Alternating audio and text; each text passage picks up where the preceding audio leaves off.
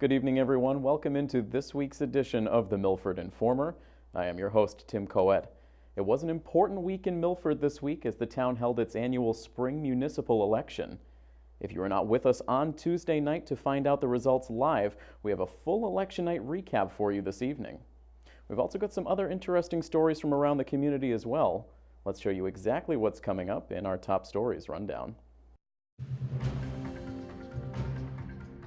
Tonight, we'll bring you a complete recap of Milford's municipal election, including a look at all three polling locations, a look back on our election night coverage, and all of the final vote totals in each of the contested races. Also tonight, we'll visit one of the town highway department locations, where Scott Crisafulli showed us how the department is using recycled yard waste to save the town money and provide usable products for residents. And later in sports, we'll show you our final spring sports season preview featuring the Scarlet Hawks baseball team. Another local election is in the books here in Milford.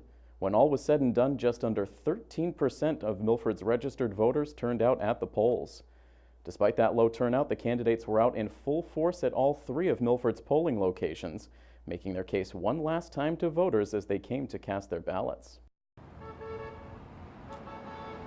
Local Election Day has arrived once again in the town of Milford. For the first time in several years, Mother Nature provided a sensational weather day, giving the candidates ideal conditions as they made their final plea to voters. I've been out here holding signs at all the polls since 8 a.m. It's been pretty good, pretty steady. It's not even noontime yet, so it's just about to pick up with the rush. But everyone's really excited to be out here voting. Everybody's really excited to see some changes happen, I think. This is my fifth time running for election in the town of Milford, community that I care so much about. And today is so beautiful. I'm out here with my daughter and with a lot of friends. And you know what? It's a joy to be out here and representing the people of this community that we all truly care about. I got out at 7 a.m. this morning. My wife and I were out at Wendy's, standing waving to everybody that was heading off to work in the morning. We'll be back there this evening, welcoming them back to town and hoping they come out to the polls. And we also have people out at all the elementary schools trying to make sure that all the parents are aware today's election day.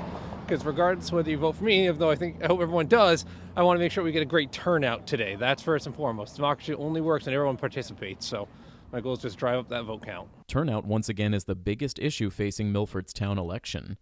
As of the mid-afternoon hours, the opinion regarding the amount of voters making their way to the polls was mixed. I've been out since about 8:25, 8:30. Turnout's been really low from what I can tell. Maybe 200 people have been here so far, and this is the largest voting location in town. And there's 8-9 hours left to go for the rest of the day. I've been out since 8 o'clock. I was down the Vest this morning. Late turnout down there. Traffic came in slow and steady. Pretty much the same here so far. So we're hoping for later on this afternoon to get better turnout. This is a little bit of a lull in the day right now, but I've voted here earlier today, and the parking lot was packed, and now I'm here today. It's still packed, so I'm feeling good about how everyone is turning out. My goal when I started to run was that we'd get 500 more votes than we did in our last town election. It's a pretty steep goal. Nobody thought we would even be close. So if my candidacy enables us to move the voter turnout even up a little bit, at least I'll know that we can make a difference. One factor that may entice new voters to cast their ballot in 2019 is a healthy dose of first-time candidates throughout the contested races. The experience so far has been absolutely amazing. I've had so much fun going around the doors, talking to everybody. I've had so much fun out holding my signs with my friends, waving at traffic as it goes by. I've had so much fun attending all the forums and the interviews leading up to this and just spreading my message and getting to know everybody in town the best I can. And it's really just been such a fun and really rewarding experience. It's been great. I've met so many different people in Milford. I've gotten to hear about what folks are really concerned about and that they want to have a Milford that has prosperity and quality of life. And there's so many people that are engaged in town politics that really want our Board of Selectmen to have a strategic plan that they're implementing. So it's been great. For some candidates across the ballot, this year's election season turned into a family affair. It's mostly been all about RJ this year, my son. I've been laid back kind of. It's a constable position. I'm the only one going up against the 5 incumbents. I don't think most people go that far down on the ballot. Everybody should vote for everything. but it's my personal opinion. But I figure why not go for it again, mix it up a little bit. I had the sign, so might as well throw my name in the race. As the final hours ticked down in the 2019 election season, all of the candidates were continuing to stay on message, letting the Milford voters know what they would bring to the table if elected. I've been very forthright on how important it is that we work on school start times, and that's one issue the school committee's brought up again since the election started. So I feel like I'm starting to have a little bit of an impact already, and I'm hoping to have a little bit more of a say going forward. I guess it's how the district's performing, because they get all these advisories saying we're performing very, very poorly. So they want to know why. And I just try to explain to them that it's not as bad as it seems, and they have the current school committee has plans to help the economically disadvantaged and English language learners who are struggling. And once we boost them up, we'll boost everyone else up. People want to see our kids get the best education they can. They want to see our students have the best educational experience they can get. And really, as a committee member, that's the best thing I can do, is just try and give our kids the best educational experience they can. I think that one of the biggest issues that people are really passionate about is trust in the Board of Selectmen. And that most of the town has lost trust in the Board of Selectmen. And so that's really important. So that's, obviously that's a campaign, that's one of the things I'm running my campaign on. The other really important issue is immigration. And people are very animated in town about immigration. So I think we need to have a really good discussion where all voices can be heard on this subject. And when, somebody mentions immigration, you don't just put them over in some category that's not where you stand, but we look to understand where everyone's coming from and how do we deal with immigration in this town. The first and the most important is the purchase of the Milford Water Company. Very important. We're getting ready to pick everybody talks about the next police chief, and I term it this way: it's the next chief of police of our community. And in a big decision, the high school. It's a white elephant in the room. It's coming. And what are we going to do? It might be 6 or 7 years down the road, but it's coming. So there are very, very important decisions in our community to be made right now. And that's why I talk about it all the time. Now is not the time for change. Now is the time for people that sit on the board, that understand, have knowledge, and will make decisions for the best interest of the community. After all the votes were cast and the polls closed, we were live on air over at Town Hall with election night coverage. And once again, many candidates were gracious enough to spend some time with our panel of Milford TV political insiders. So let's take a look at some of the conversation during election night. I'm surprised at how enthusiastic a lot of people were at the doors to see a young person involved in trying to run for something. They were really impressed by it, and that was something that I was not expecting when I first pulled papers to run. This is not the last you've heard of me. Whether I win or lose this evening, the issues that I brought up over the course of the campaign are things I feel passionately about and things that I know that Milford needs to tackle going forward. And I want to make sure that there's an experienced voice, if whether on the committee or leading from the community on those fronts.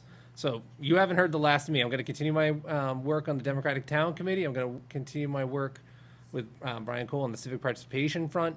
I'm going to be out in the community in whatever roles I can. Last year was hard. I was unorganized. I was doing it alone. This year I had friends helping, family helping. I finally accepted someone else's assistance, and it really changed everything. And everyone I ran against, we were very civil. We were friendly with each other. Learned a lot from one another. Just hoping for the best. That's now. one of the things I think people have learned about Milford. If you go negative, it really does hurt you. Yeah. Just remember, you can disagree without being disagreeable. Anything special about this election cycle? I'll tell you this.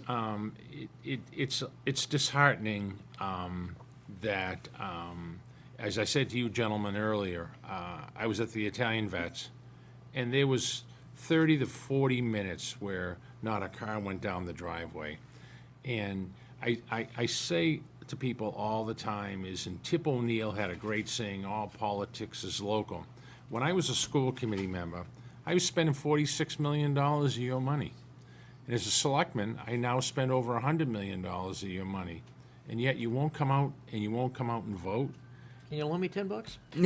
Yeah, and I'm not criticizing anybody. I'm not criticizing, but the impact that I have on your life in this community, as you know, Al, as a member of the Finance Committee, the impact that we have on your life is more than anybody in Washington, D.C. It's a great learning experience. I learned many things about our town. I think one of the most important things I learned is that we're a long way from having a real productive discussion around immigration in this town.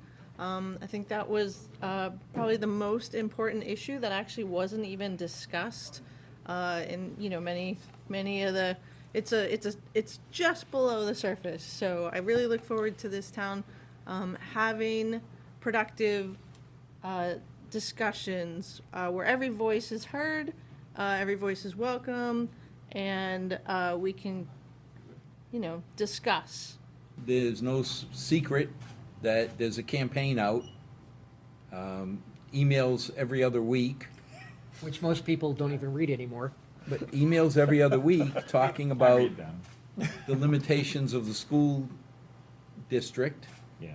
And how basically we should, throw a hand grenade in and start again.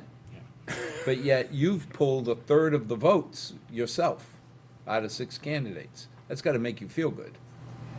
It does. I think it shows that the community has faith in what the school committee is doing. It has faith in the administration's vision and plan to move forward and how to continue to make the school the best it can be. We hear how a lot of people aren't happy with the Board of Selectmen. Yet you've already drawn more than 50% of the votes. You got to feel good about that. I do, Alan, and to you and Kevin, I live my life every day. You try to do the right thing. You try to be a good person. And I'm not saying that my other 2 members are not. I'm talking about me, Mike Walsh, and how I try to live my life every day. And this is the 5th time I've run for election. I'm so proud to say that this is the 5th time that I've been elected, my first time out of the gate. Meaning, I've been elected every time. And I really, truly believe that the message that I send to the community of Milford is that as I put in my ad, why? Because I care. Because I truly, truly care about the citizens of this Milford. And I'll use real quick as a small example. I got a call on a Sunday night from a resident, and there was a dumpster blocking half of their street. It was a Sunday night, and I said, okay. And they said, well, we called some people, but that nobody came to look at it. I said, okay, I'll be there. And I drove up there, and in fact, the dumpster was blocking half of the street. And I called our police chief, Tom O'Laughlin, and he called me right back, and he said, don't worry about it, pal, I'll take care of it. And I stayed, and within an hour, that dumpster was gone. Towed away. That's what people look at, is that it's very easy to get yourself, I shouldn't say it's easy, but you can get yourself elected. But once you get elected, do you fill the seat that the people that elected you to, do you fill that seat the way you should? Whether you're talking about selectmen, school committee, or any of the elected races, the customer service component, I think, is extremely important. So whether you're talking about one individual or several individuals that reach out to you, it's accountability, it's delivering on the action that is asked of you. And I whether Mike goes down and sits there until somebody moves a dumpster, or somebody calls me and wants to talk about how they can choice their kid in, out, or has an issue within the district, it's taking that action and moving it forward and creating a value for the person that has asked you and closing the loop on it. And now let's take a look at all of the official results from the contested races in Milford's 2019 election. First, for the Board of Selectmen, it was the incumbent Mike Walsh who scored a decisive victory over challenger Amy Clifford. Mr. Walsh finished the night taking 77% of the vote. Mr. Walsh will now serve his first full 3-year term on the Board of Selectmen. In the school committee race, we saw another incumbent cruise to victory as Jim Legore was the top vote-getter. Mr. Legore claimed the highest vote totals in 5 of Milford's 8 precincts and will now serve his second term on the committee. It was a close race for the second available school committee seat, However, John Erickson was able to maintain a slim lead over first-time candidate R.J. Sheedy, eventually finishing the night with 812 votes, 109 more than Mr. Sheedy. Mike Visconti finished in fourth place with 518 votes, followed by Tarek Miranda at 495, and finally Justin Dulac, who took home 371 total votes. Incumbents continued to be the story of the night in the race for Constable, with all 5 incumbents retaining their seats. The lone challenger in the race, Robert Sheedy, finished with 858 votes, 276 votes behind his closest competitor. The race for 2 seats on the Board of Library Trustees proved to be the closest race of the night. Margaret Myatt was the clear-cut winner, pulling in 1,192 total votes, with challenger Stephanie Abisla edging out Scott Vecchiola by a mere 58 votes. And finally, after the passing of Marilyn Lovell, the race for 2 spots on the trustees of Vernon Grove Cemetery was no longer a contested one. The 2 remaining candidates, Scott Vecchiola and Kristen Gardner, will both now serve as trustees. So that puts a wrap on Milford's 2019 election. Congratulations to all of the candidates on a spirited campaign season. Moving on now to our next top story, the Milford Highway Department welcomed our Milford TV cameras at their Asylum Street location earlier this week. Highway Surveyor Scott Crisafulli showed us how the department is saving the town money and also providing free products to residents who are looking to spruce up their property for the spring and summer months.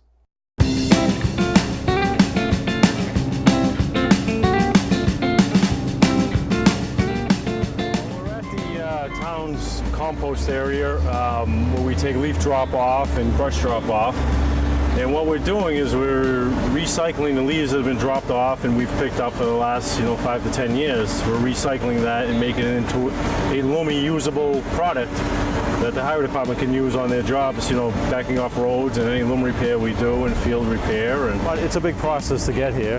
We have to recycle the leaves that are brought in, we have to flip the leaves, we add lime to them, we compost them, as quick as we possibly can to get them into a Lumi material. As everybody knows, the town puts out the compost for the residents to take. This product that we're making is a clean product, no rocks, no trash, none of that will be in it. So when we go to use it, we can actually use it without having problems with it. Well, any road work we do, when we reclaim roads and stuff, we have to finish the edges with loam. Any sidewalk work, any drainage work we do when we're digging on the side of the road, everything has to be covered with loam and seeded. The Parks Department has a project they're talking about doing some field work, and they're probably going to use this material. But we probably use anywhere from 500 to 700 yards a year of loam we purchase, anywhere from $18 to $20 a yard.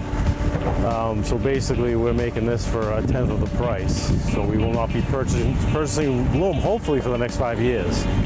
So we should have that much material stockpiled. I think at the end of the day, we should be making anywhere from $75,000 to $90,000 worth of material. So it may even go longer than 5 years depending on what we do with it. Every job's a little different. You're looking at the screening plant, which is can screen up to 70, 80 yards of material an hour. Coming out one end of it, you'll see what we call tailings. That's the no good material, the rocks and the trash. Coming out the other end on the belt, you'll see the clean material, the fresh loam, basically. And then we have an excavator on the pile that is doing all the screening for us. That's a mix of different years of loam, compost, everything, mix it together, and we get that great material. Then you'll see that the loader takes the material away, dumps the bad material over the edge. We basically bury that, and the truck will be hauling away the good material, taken up to another dump site where we store it.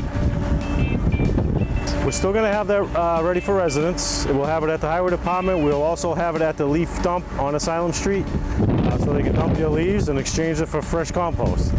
Again, it won't be the screen stuff because we need that for our stuff, but they will still get a compost material. So we'll be taking leaves and brush. I just want to emphasize that. Definitely taking brush this year because that was a question last year. And we'll be open right through the season, right till next December up here. You'll see later on that we have a huge chip pile we're trying to get rid of. We'll make some of it into bark mulch for the town departments to use. The other half we're going to give to residents. So you'll also be able to pick up chips, wood chips if you want here also. That will be limited till we run out, but we will have them here for a while. Well, the old transfer station on Cedar Street is kind of tight, and we spent a lot of time down there moving materials, hauling materials out. This area is very large, as you can see. We can actually get the room to compost and do what we're doing. At the Cedar Street site, there was no room for compost. Everything had to be hauled away. That costs a lot of money to the town. So by doing it this way and opening up this land, we've saved all that money hauling away, and we've been able to make a product that we can use.